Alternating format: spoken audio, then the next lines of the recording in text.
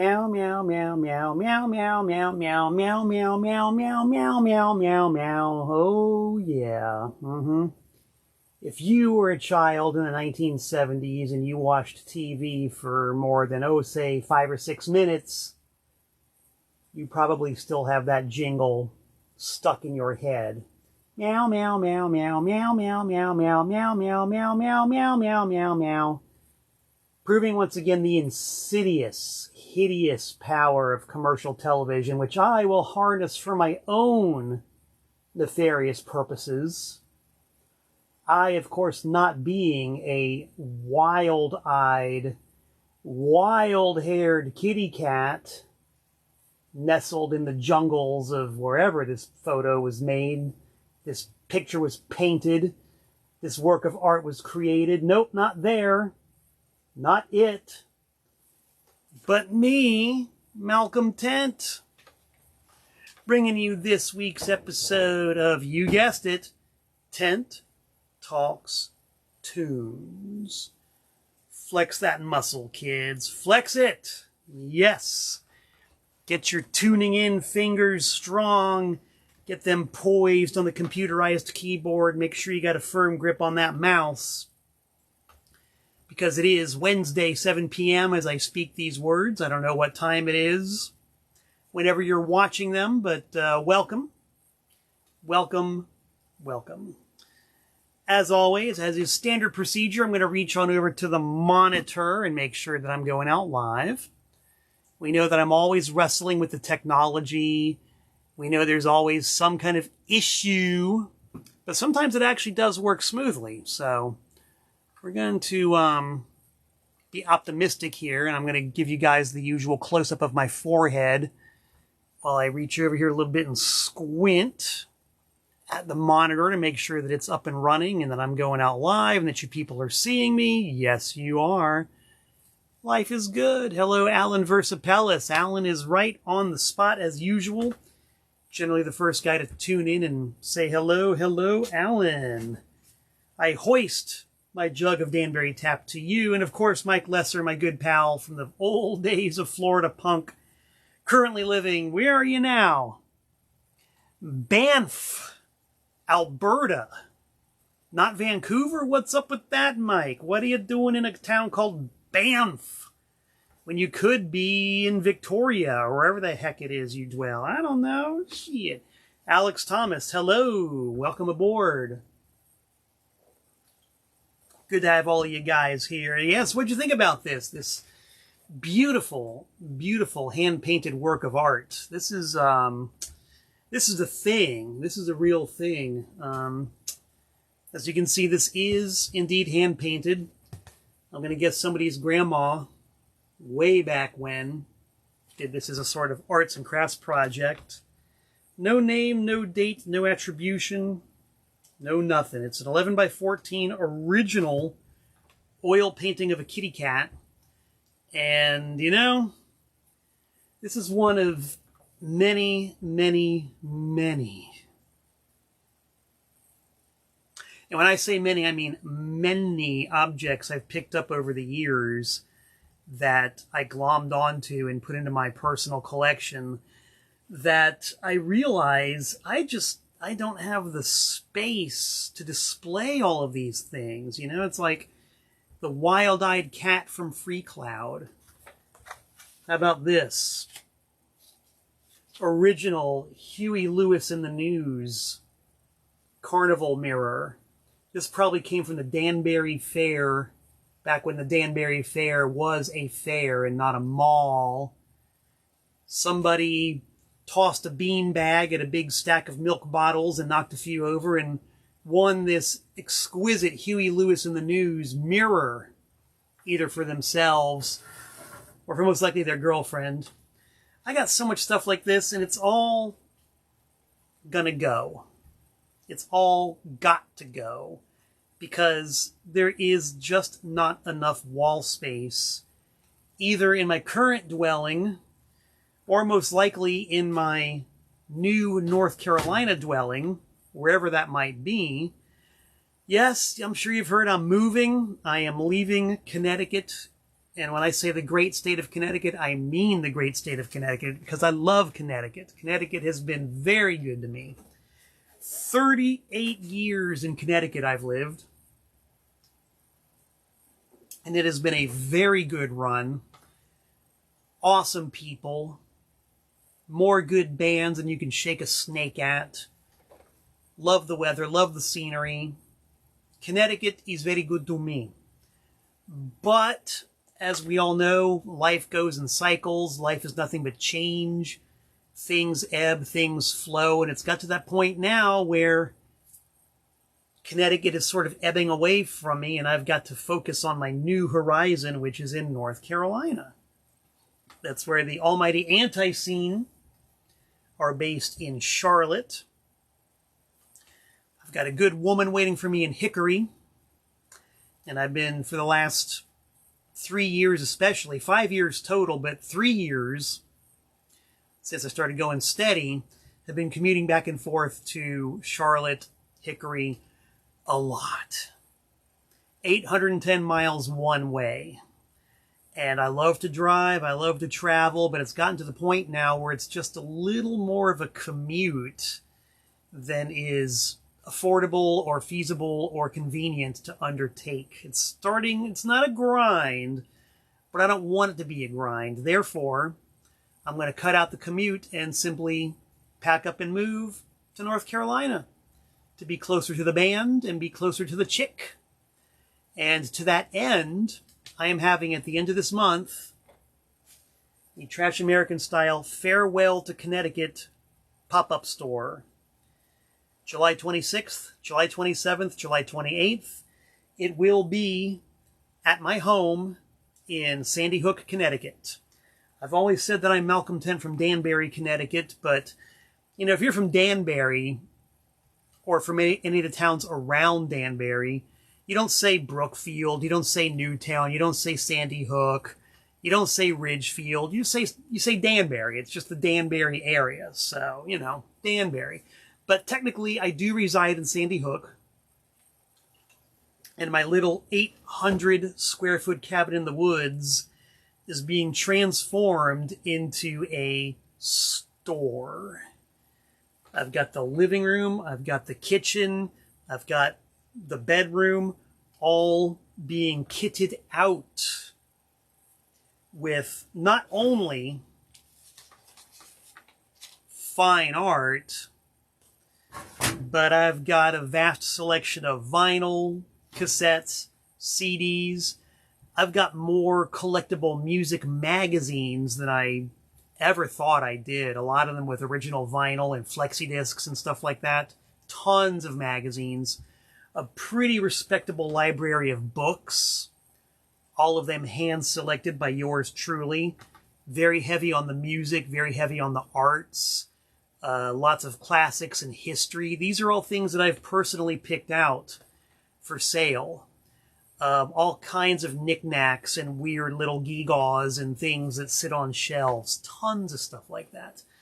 So I'm looking to fill her up and have one massive farewell pop-up store. July 26th, 27th, and 28th. I will be announcing the address as we get closer to the event, because I don't like early birds. I don't want anybody knocking on my door until I'm ready to receive them. But now you know. You know exactly where and you know exactly when. So Dan Ductor, I see you're tuned in from Southern California. Hello. Welcome aboard. Gary says that Michael Pilmer will want the Huey Lewis mirror. Well, Michael Pilmer knows where to find me. In fact, Michael Pilmer still owes me for some Thor. When you say Thor, you got to say it correctly.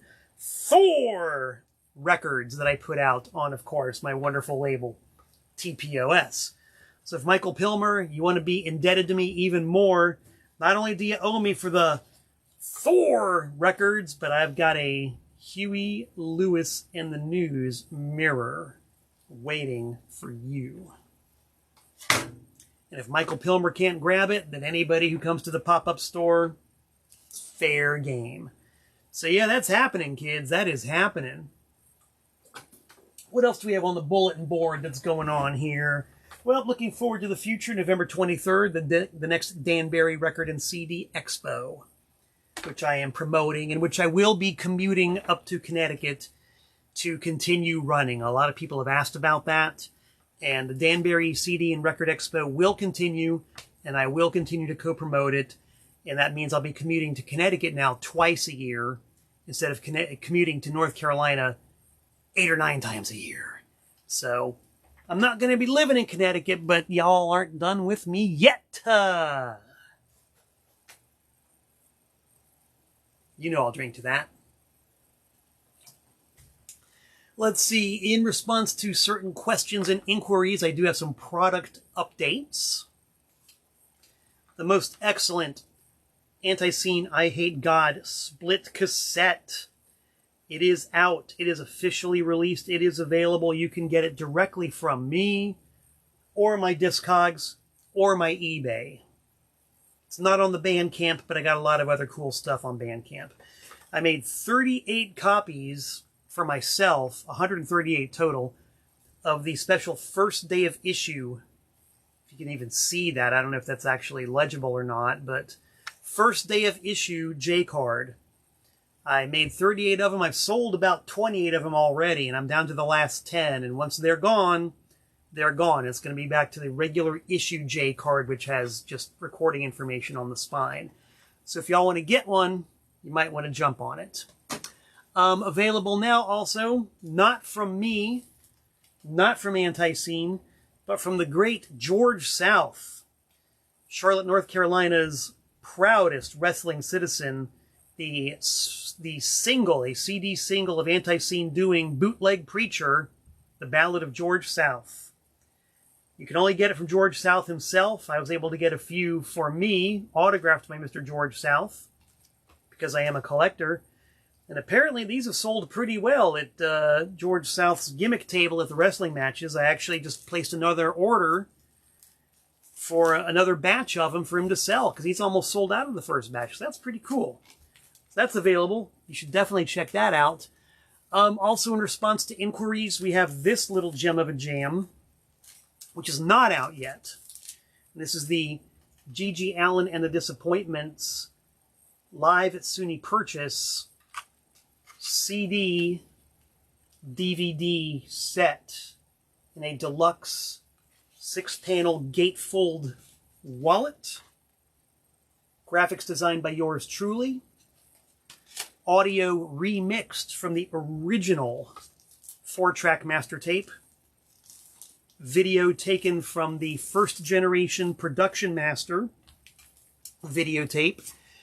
That is as good looking, and it is rather good looking, isn't it? The audio and video are as good looking and good sounding as they ever will be on this.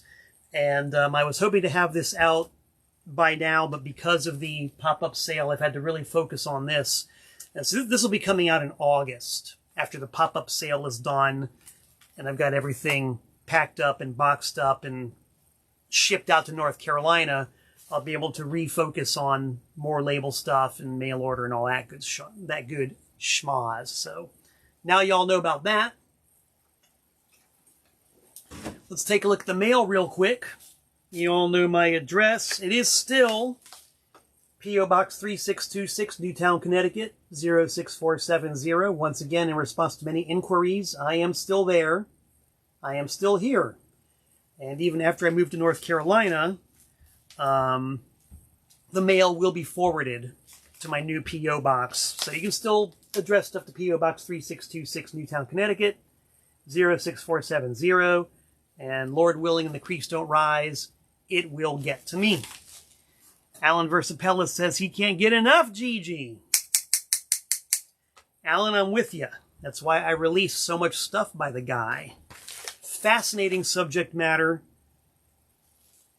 Very, very, very complex personality and a lot of great music to boot. So what came in the mail? Well, I think I know what this is. This is from my pal John. I'm going to go ahead and pronounce it Dow.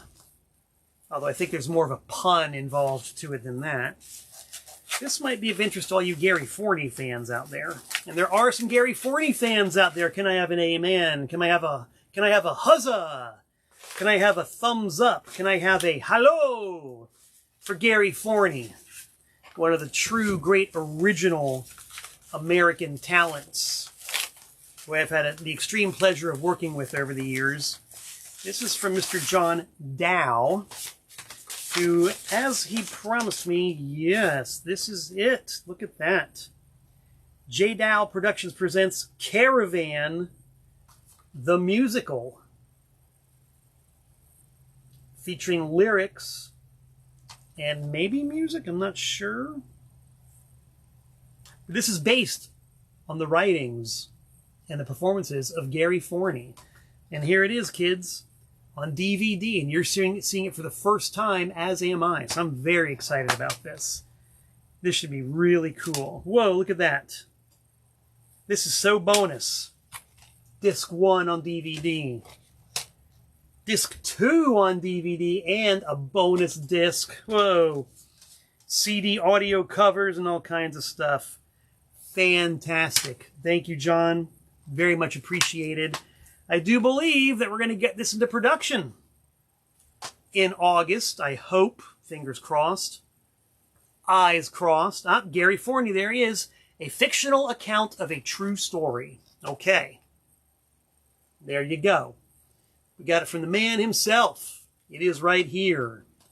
And Gary, if you're tuned in, you know I'm on the case. You know, it takes me a while to get things done sometimes because I'm a busy man. Wow, look at that. 44 tracks. 44. But it is going to happen. It might take some time, but it is going to happen. So, very cool. Very cool. What else did we get in the mail? Well, my pal Jay Gray from Chicago, he's got a label called Murder Punk Records. I'm not really into murder, but I am into punk. And I am into cults, specifically the very bizarre American cults. And let's get this out of here. Jay specializes in doing really cool hand-lathed releases. And he took some tracks from a TPOS release of mine and made this 10-inch vinyl of the Charles Manson KALX Berkeley interview.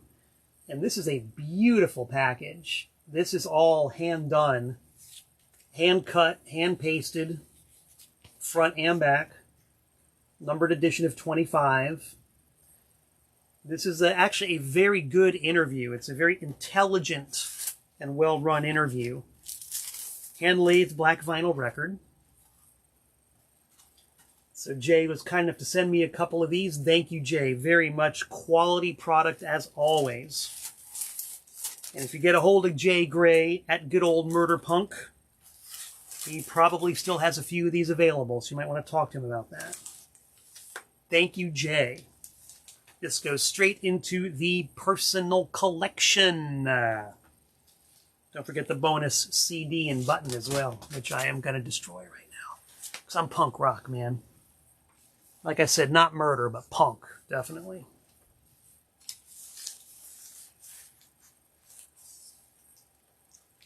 Button. Gravity always wins. I've been defying gravity for my whole life, and gravity always wins. I have yet to find a way to work around that. And Gary Forney's given us a postscript. He wrote words and music for a brand new song, which is going to be on the Caravan DVD. Choice, Royce. We got Murray Gelman tuned in from the hot, hot heat of Tucson, Arizona. Murray, you fled Connecticut. How do you like this? It's 91 degrees today in Connecticut. Would you care to let us know what the temperature is in Tucson today? And don't tell us it's a dry heat. We already know that. The dry heat gives me the dry heaves, baby. It was almost exactly 1 year ago today that I was on a tour bus with Profanatica playing black metal in the hot sun of the southwestern low desert without the benefit of air conditioning.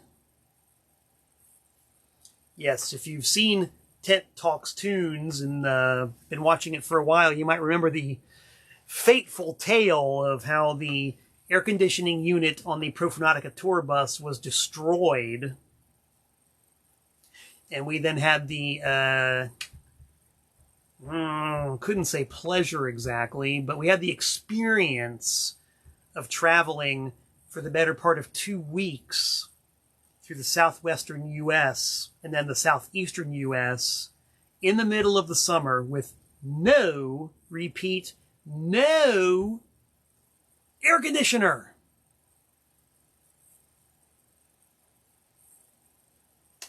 And I have never experienced anything like that in my entire life. And I am not really in the mood to experience it ever again. But I did it. It's like David Lee Roth said about climbing Mount Everest. You don't necessarily want to do it. Maybe it wasn't an enjoyable experience. It wasn't any fun. But you know what? You can say you did it. So that was kind of my Mount Everest, was doing the desert in a bus with no heat. Alex Thomas says 103 heat index in Charlotte today. Haha. I'm moving from Connecticut where it's in the 90s to Charlotte where it's in the hundreds. Whatever. I'm a Florida boy anyway, so I was born to cope with the heat. I never even owned an air conditioner. True fact, I never even owned an air conditioner when I first moved to Connecticut for many years.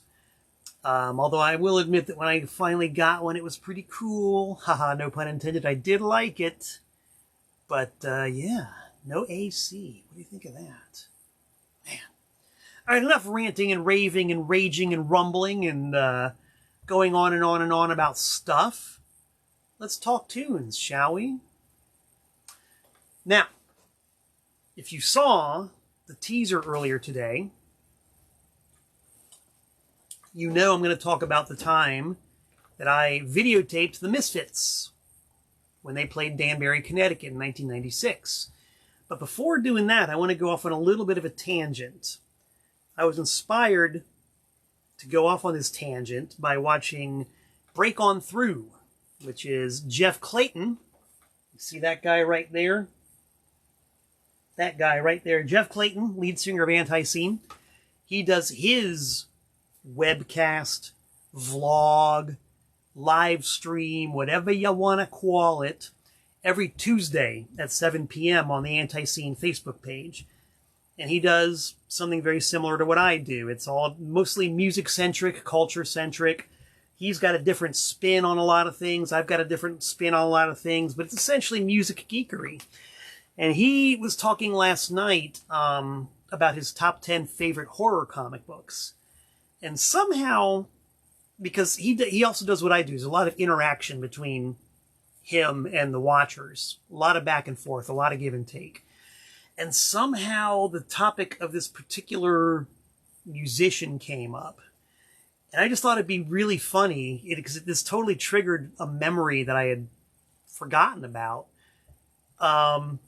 A memory I have of this one particular music celebrity dude and my close encounter with him. And it involves a guessing game, and I'm not even going to try to make you guys guess who it was, because as the story unfolds, you'll see what I'm talking about. Got to wet my whistle for this one. Okay, so this took place at the WFMU Record Fair, which started out in Hoboken, New Jersey, moved across the river to Manhattan, and was there for a number of years, and then moved across the river to Brooklyn, where it's been for the last X number of years. And the WFMU Record Fair is, accepting the record show that I promote, is the coolest record show I've ever been to. It's just naturally cool. It's in New York City. People fly from all over the world and all over the country to be there, either to shop or to sell. Tons of just, I mean, it's 3 days of just great hanging out with awesome music geeks. A lot of selling, a lot of shopping, you know. It's like the best of all possible worlds. And it's New York City, and of course a lot of musicians are based in New York City. And a lot of them come out to the WFMU Record Fair. So, you know, I look back and I think that, like, I can remember, for example, Tom Verlaine, the great Tom Verlaine of television. He, I think, was at every one of them. I remember seeing him multiple times at the FMU Record Fair, just being a dude, just shopping for records, you know, talking to people if they wanted to talk to him, whatever. But he's just a guy there, you know. Same thing with Lenny Kaye. Lenny Kaye of the Patti Smith Group, the guy who most likely was the first to ever put the term punk rock on a record cover. Great. Usually see him at the FMU Record Fair doing the same thing. Shopping, milling about, just being a music dude. Jane County. I saw Jane County there any number of times. Jane did at least one DJ set there that I can remember. James Chance, a.k.a. James White, would show up sometimes. He did a set there. Fred Schneider from the B-52s, walking around just buying records. No big deal. One of my favorite run-ins was with another great musician, Ivan Julian, from the original Richard Hell and the Voidoids. He was walking around, and he ended up at my table doing some browsing. And he looked at some CDs I was selling, and it was a bootleg CD of some early Richard Hell and the Voidoids demos that he played on. And he looked at it, and I was like, I hope he doesn't mind that. And I said, Ivan Julian, do you want that? So he just like looked at it and laughed. Said, nah, it's okay. I don't need it. And we got to talking a little bit. Turns out I knew his son, who went to one of the colleges I used to sell at. So it was just really cool, you know. It's just really cool that all these people would be there at the record show just doing their thing. No hassles, no celebrity worship, just music. So anyway, it was a bit of a hot topic when one year, on a Sunday afternoon, the last day of the record show, this guy shows up with a bodyguard. And it was like very obviously a bodyguard client situation. It was like this short little bald guy with a huge muscular man mountain who wasn't looking at records and wasn't doing anything except staying about 1.5 steps away from this guy everywhere he went. You got the giant man muscle mountain shadowing this dude. And you got to remember, this is a very large record fair. There's probably over 100 dealers, and who even knows how many attendees. And, you know, the word started getting around the room that somebody was here with a bodyguard, but nobody knew who it was. And, you know, eventually the word got around to my table, and somebody said, you know, there's this guy here, and he's got a bodyguard, but we don't know who it is. See if you can spot him when he comes by, and maybe you can figure out who it is. I'm like, okay. So, sure enough, the dude and his bodyguard come down the row that's one away from me, and I see the guy, and I'm like, I don't know who that is. He's not even vaguely familiar.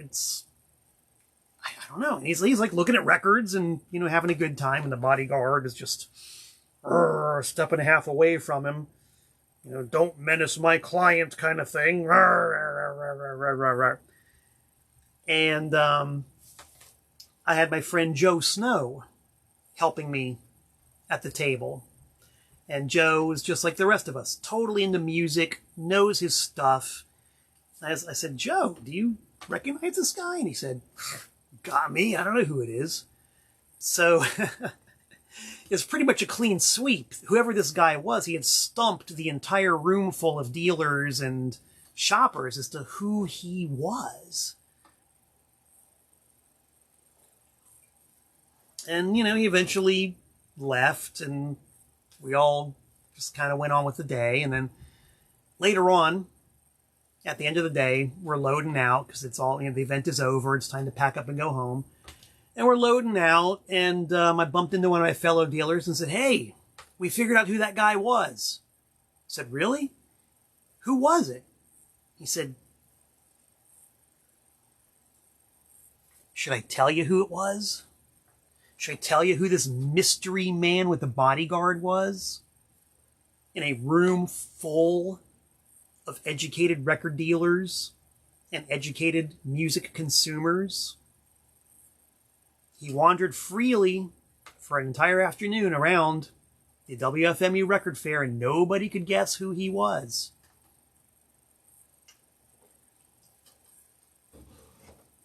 Just out of curiosity. This is just plain old curiosity. I'm not expecting anybody to guess necessarily, because how could you? But does anybody want to venture a guess as to who our mystery man with the man muscle bodyguard was?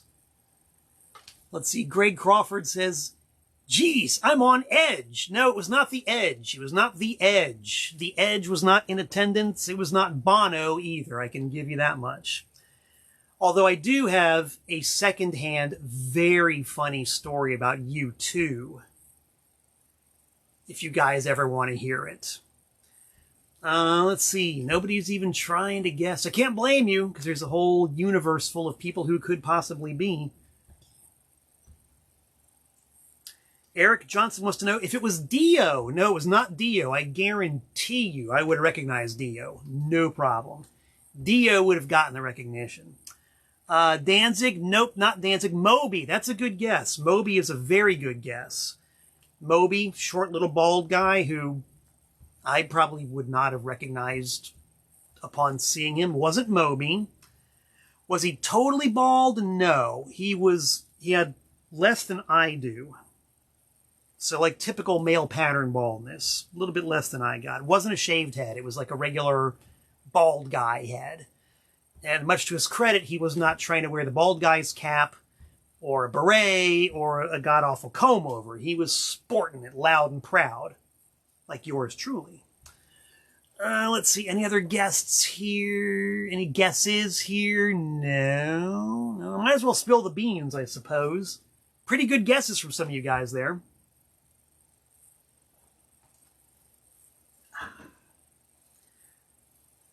Maynard. No, it wasn't Maynard. It was not Maynard. But, Maynard's another one of them who I can almost guarantee you would not have recognized in the wild.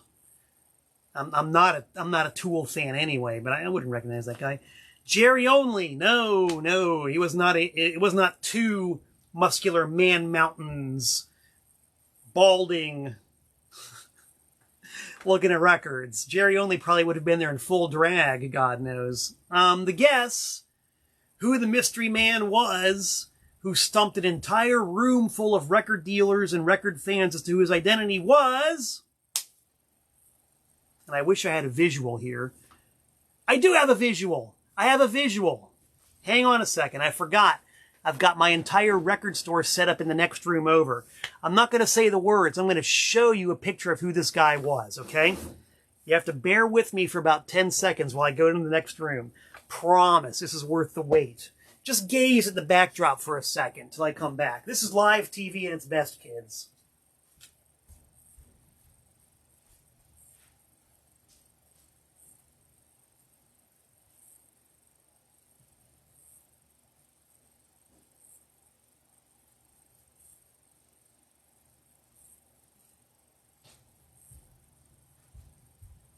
As Sam and Dave would say, hold on, I'm coming. I got the answers. I got the answer to the question. It's happening right here.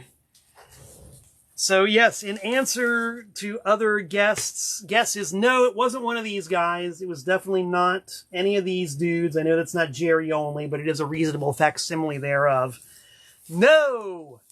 It wasn't Glenn Danzig. It wasn't Dio. It was not Maynard. It was this guy right here, everybody. Yes. How many copies of this album do you think were in that room at the time? How many copies of Paul Simon's greatest hits do you think were in that room at that moment? And this dude who was futzing around that room for the better part of an afternoon with a giant-sized bodyguard, completely escaped detection. Stumped everybody, was able to pass completely incognito. You can call him Al.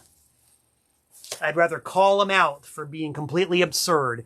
He could have just shown up without a bodyguard and saved himself the money paying that guy. And, you know, for a damn fact, no one would have recognized him. Gee whiz. They couldn't recognize him with a bodyguard. They sure as hell wouldn't have recognized him just walking around by himself. Like Tom Verlaine and Lenny Kaye and Fred Schneider and Jane County and James Chance. You know what I mean? Please.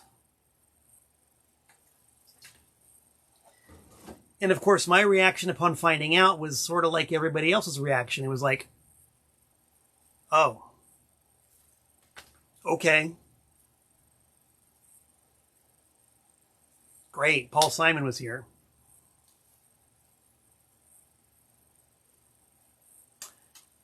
That's my Paul Simon story.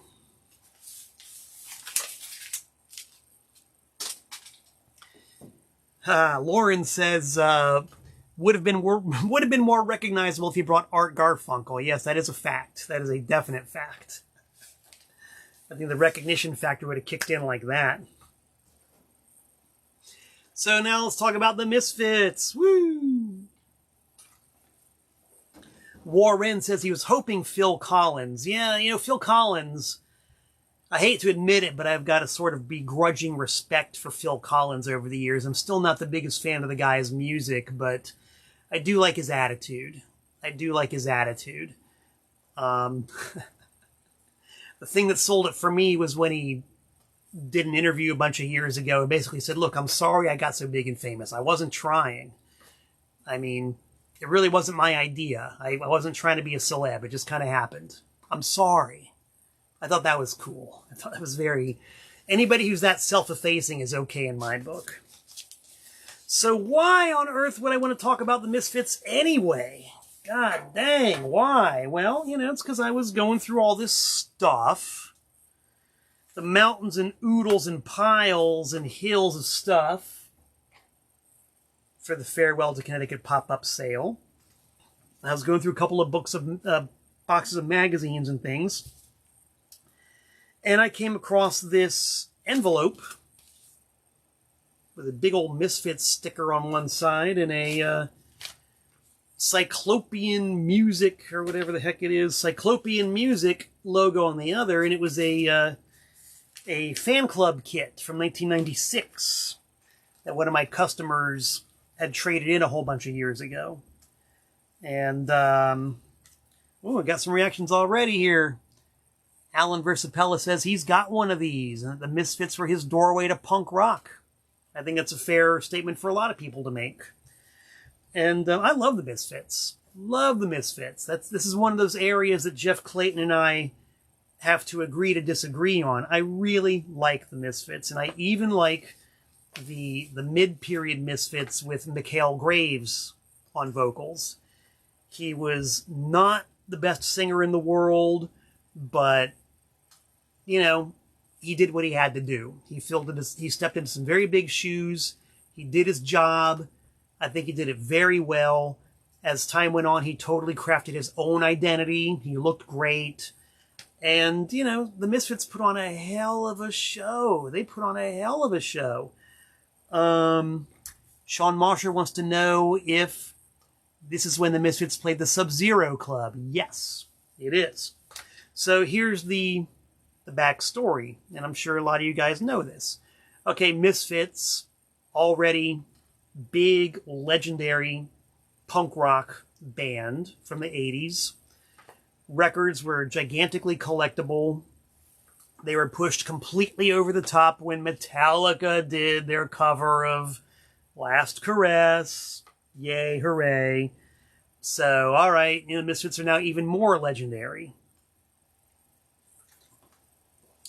Just as legendary is the feud between Glenn Danzig and Jerry Only.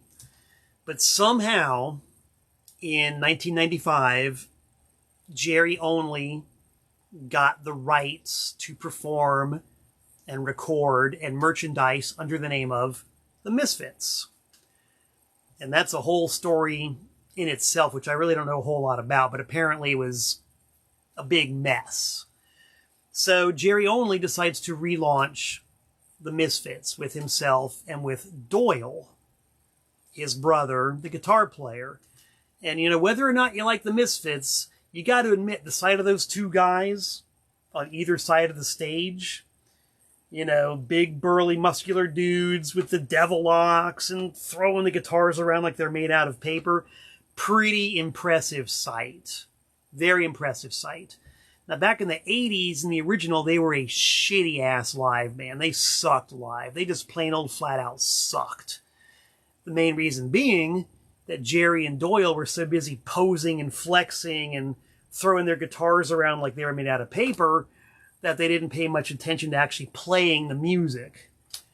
And I read an interview with, I think, Jerry, who said that the basses and the guitars that they used, which looked so amazing and were like totally customized with skulls and weird shapes, they looked awesome. But according to Jerry Only, they would get like the cheapest made in Korea thrift shop basses and guitars they could and chop them up and make them look great, but they couldn't play for jack. And they would never, ever, ever stay in tune. So if you grew up trying to listen to any of the live recordings of Misfits shows from the 80s, all you would hear is one sloppy, badly played song for a minute and a half, and then 5 minutes of tuning up, and then another sloppy, badly played song for 45 seconds, and then 4 more minutes of tuning up. I mean, it's unbearable, you know? Maybe it really was exciting to see in person, but to actually try to relive the experience vicariously, very painful, very unpleasant, very bad.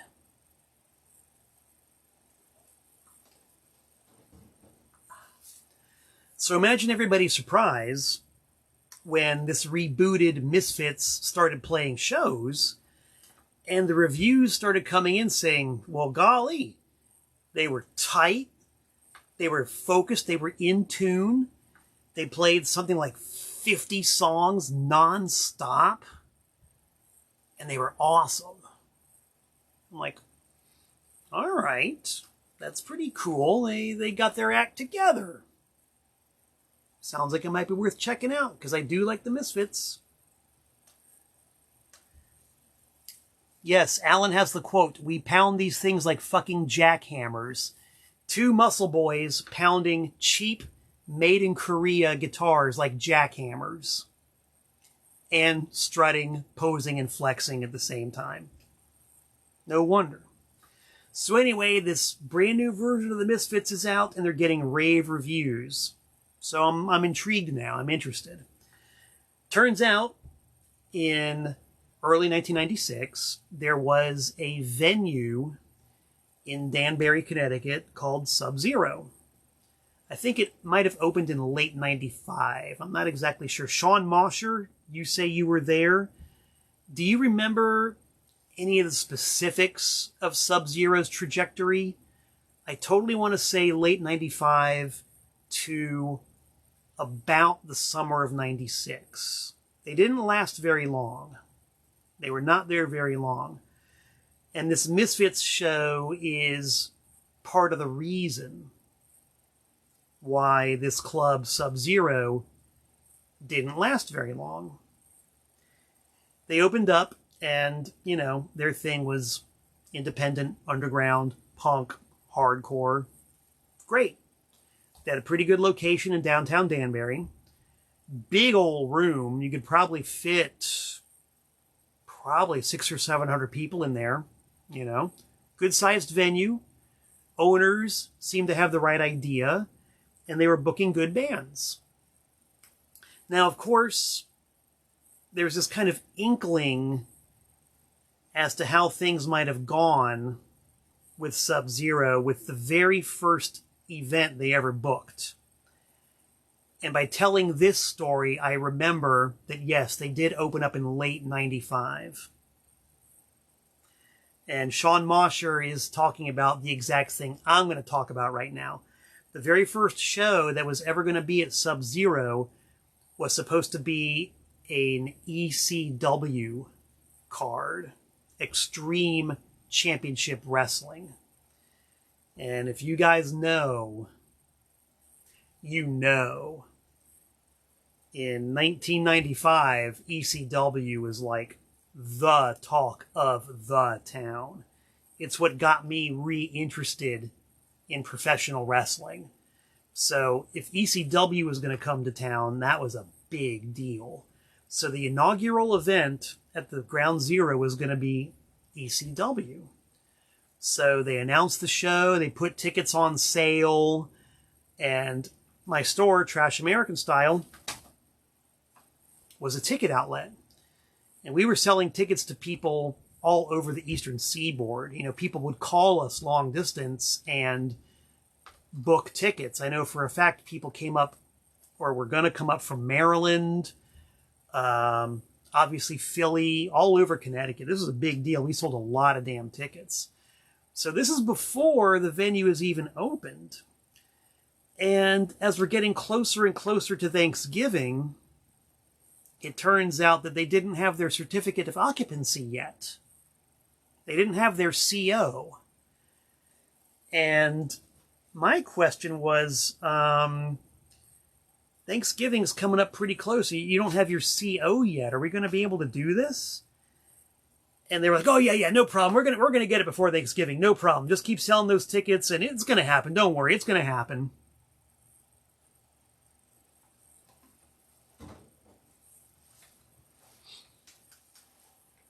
The night before Thanksgiving, I get a call from the Ground Zero guys, and they say, we didn't get our CO. The show is off.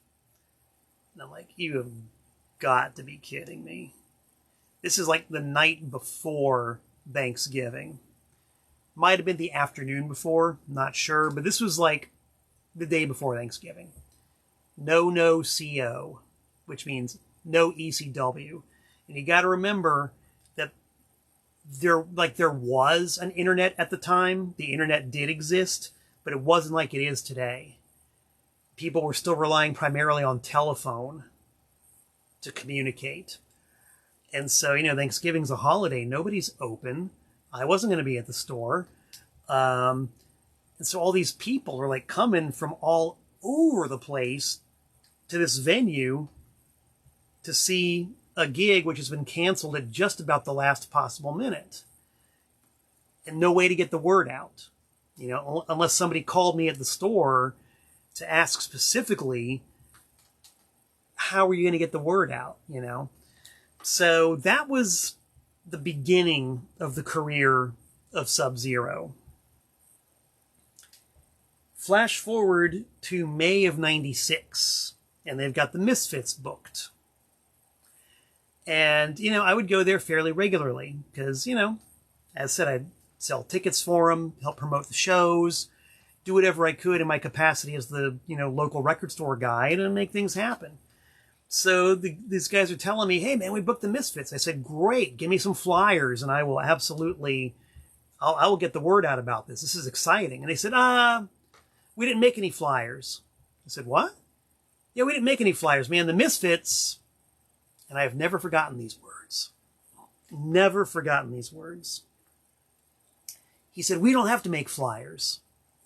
The Misfits, that's a show that sells itself. And I said, okay.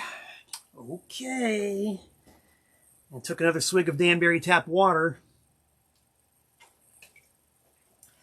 And shuffled on out. So, regardless, I'm excited about it. I want to see this new Misfits who can actually play and, you know, don't suck. I'm excited about it. So, of course, I'm telling people about it. And the reaction I got almost invariably was, really? The Misfits? They're playing in Danbury? When? I don't know how many times I had that conversation with my customers. So, come the night of the show, I mosey on down to the club, and I had with me not my regular audio recording setup, but my video camera. And the reason I didn't bring my audio recording setup was because the room was very big and very boomy. And there was no real good way to mic things up to get a good solid MT field unit recording. Because the way I like to do it is to take a microphone, like in a big room setting like that, take a microphone and put it right in front of the house mains, aim it directly at the house mains, and then have a couple of mics on stage to get stage left, stage right. And the problem with Sub-Zero, if I'm remembering correctly, was that they had ceiling-mounted PA speakers. So there was no way to get a mic anywhere near them. I just couldn't do it. It wasn't possible with the way the PA was laid out. So I figured, well, there's no way I can get any kind of good audio, so I'll just do video. I'll do videotape. And at the time, I had I'm pretty sure it was a high 8mm video camera. And that sucker was expensive. It was a $1,000 video camera at the time. You got to remember, we're talking pre-digital anything, like technically this was a digital video camera, but digital was expensive, VHS was the standard prior to that. So this newfangled high 8 camera was a real fancy schmancy big deal. And try to keep my train of thought here. I went down there with the express intent of seeing the Misfits and videotaping it. Now, you got to remember, too, this is in the pre-cell phone days. Nowadays, everybody and their mother and their sister and their daughter and their cat, everybody's got a cell phone with a camera in it. So it is impossible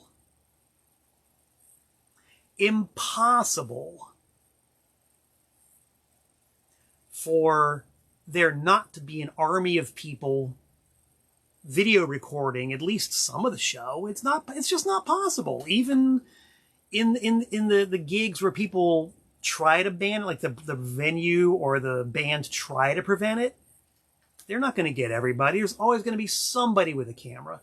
And in fact, nowadays, like say the B-52s are playing, you've got an entire audience of mostly well-to-do suburbanites around my age, Can you spell entitlement? Yeah. So you try to tell these people that they're not allowed to aim their cell phone at the band, they get bitchy. And now you've got an entire room full of bitchy suburbanites, getting restless. You can't stop it. But back in the 90s, audio and videotaping was a strict no-no. Unless it was one of those rare bands that gave permission, you were not allowed to videotape, you were not allowed to audio tape. If you got spotted with that big old video camera in front of your face, you were chucked out and your tape was confiscated, and that was that. It was a fairly risky proposition back then. Luckily, I, being the local record store guy, had a certain amount of latitude. It wasn't like I was bulletproof or could just swan right in and do anything I wanted, but it was kind of like if I just kind of stayed out of the way and wasn't really conspicuous with what I was doing, it was fine. Don't worry about it. Just don't let the road manager see you, okay? In fact, why don't you just go up there to the balcony where you're completely out of the way and do whatever you want to do. No one's going to see you there, and we don't care. Just go ahead and do it. Just don't get spotted. So like, all right, that's cool. So I went up to the balcony of Sub-Zero, and there's like 20 people up there. There's this big old party. A lot of friends of the Misfits from Jersey were there, and it wasn't like a VIP section. I kind of remember it being dusty and dank up there, but that was just the place where everybody who was a friend of the band ended up congregating. So there these people are, and here I am, just the local schmuck with a video camera.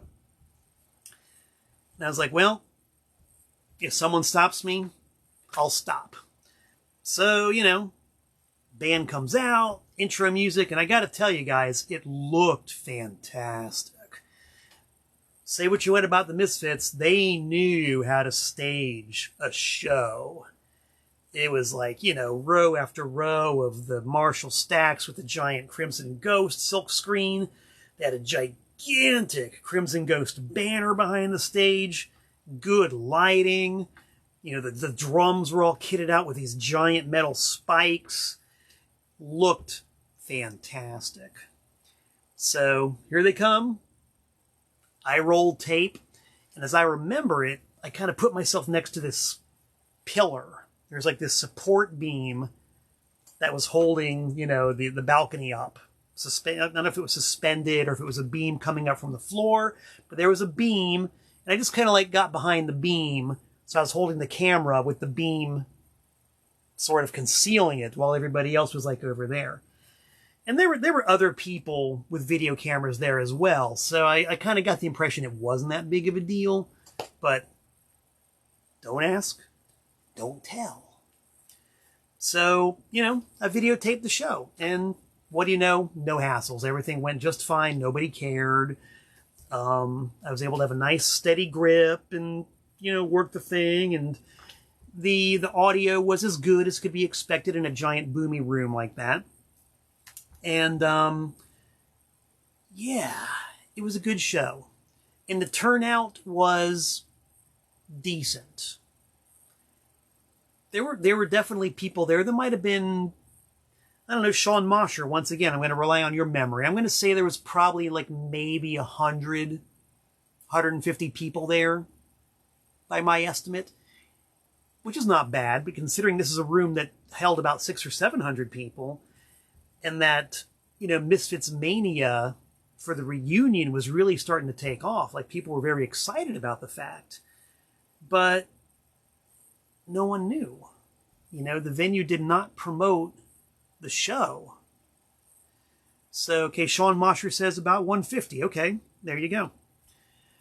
About 150 people, but there by rights should have been a sellout crowd. So, set is over. I carefully tuck my video camera back in its bag, taking the tape out of the camera and putting it elsewhere on my person. So even if somebody said, hey, what's the camera? I would say, there's nothing in it. And no, you're not going to search me.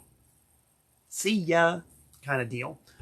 And just go downstairs to kind of see what's going on. And what was maybe probably the coolest thing about the entire night was that after Misfits played their show, they were just kind of hanging out. It wasn't like a meet and greet or anything, but they just were sort of hanging out. And the whole stage was still set up. Like, everything was there. The instruments, the amps, the giant drums.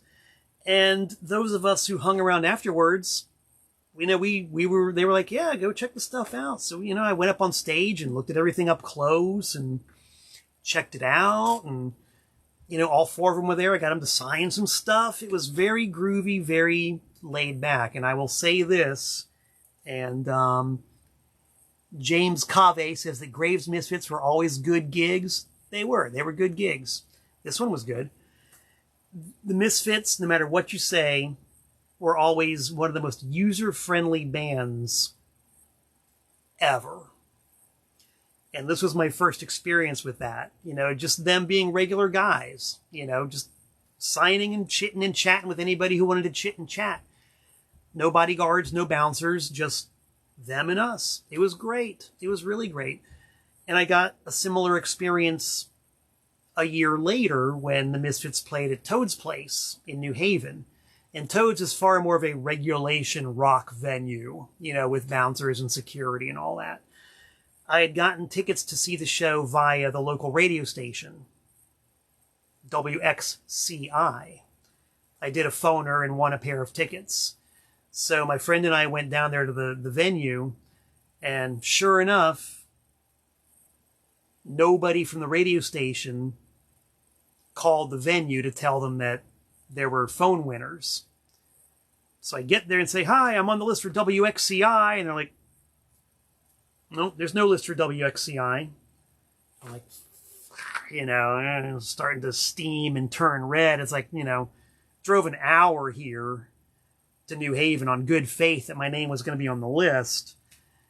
I was like, well, I won the tickets. I'm supposed to be on the list. There must be something you can do.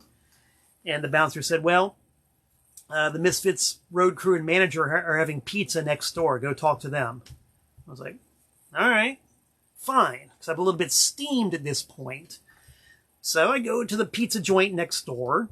Sure enough, there's all the Misfits road crew having some pizza. And I was like, oh boy, am I really going to do this? Screw it, I'm supposed to be on the list. Of course I'm going to do it. So I go up to him and say, hi, everybody. I'm sorry, I don't mean to interrupt your pizza, but I'm supposed to be on the list. The radio station didn't do the phone in, and I was wondering if you guys could help me. And one of them said, sure, what's your name? I gave him my name. He wrote it down on a piece of paper. Said, okay, when we're done having pizza, we'll put you on the list. Come back in a little while. I was like, okay. So, walked around a little bit, hung out in New Haven a little bit, went back. I said, so I'm back. And they said, yeah. I said, am I on the list? They said, what's your name? Gave them my name. They said, oh yeah, you're on the list. Go right ahead. Dude. That is above and beyond the Call of Duty. I thought that was cool with a capital COOL. They did not have to do that, but they did it. So the Misfits always got A+ in my book for customer service. And they played the show. It was great. If anything, probably even better than the show from Danbury the year before. Because by then they had their second album out. They're playing a lot of new songs. And, Graves had his own identity going. And it was just a really, really good punk rock show. So 2 for 2 as far as great Misfits gigs go. And as far as Sub-Zero, they were, I guess they did pay the band, but boy did they take a bath on it. They took a bath on that show. And they were not open for much longer than that. After that, they booked a few shows, and I started hearing the buzz that a few times they paid the bands with checks. The checks did not clear. It was like, oh boy, these guys are swirling in the bowl and they're going to be going down real fast. And sure enough, within a very short period of time, they were gone. Probably the only club on the face of the earth at that time who booked the Misfits and lost money. What are you going to do? But hey, the video survives. This is the disc I made off of the original High 8 tape. And because I saw this Fiend Club package from that era, I was inspired to go dig it out of my archive and give it a look-see-wook-see and relive the memories and share the memories with you, my frantic fans, my loyal listeners, and my vivacious viewers. So I hope you guys enjoyed that story. It was a lot of fun retelling it, I must say. That was a lot of fun. Good times at good shows for sure. But in the meantime, I got to put on my dollar store cheaters and focus on the present and the future. Because I'm a busy dude and I got a lot going on. This here event is 2 weeks and just a couple of days away. I still got a couple of rivers to cross before I can present to you people the best dang trash pop-up store there's ever been. Because I'm not joking, everything out. If there's anything I've ever had held in reserve to go out on the sales floor, there won't be July 26th, 27th, and 28th. It's all going out. So start saving your shekels and get your calendars marked. And as I've said so often before, man, even if you guys don't want to come by and spend money, just come by and say hello. This is kind of like my last chance to hang out and commiserate with everybody and say hi and say bye and do all that good stuff. So it's like, I'm not leaving forever and ever and ever. I will be back on occasion, but as far as like a regular presence, this is it. It's going to be North Carolina after that. So I would love to see anybody who wants to come out. It'd be great to hang out one last time in my natural environment, which is the store. So hopefully you guys will be there. If not, that's cool too. Personally, I expect to be back in about 167 hours time. So until we meet again, this is indeed Malcolm Tent saying so long from the Nutmeg State.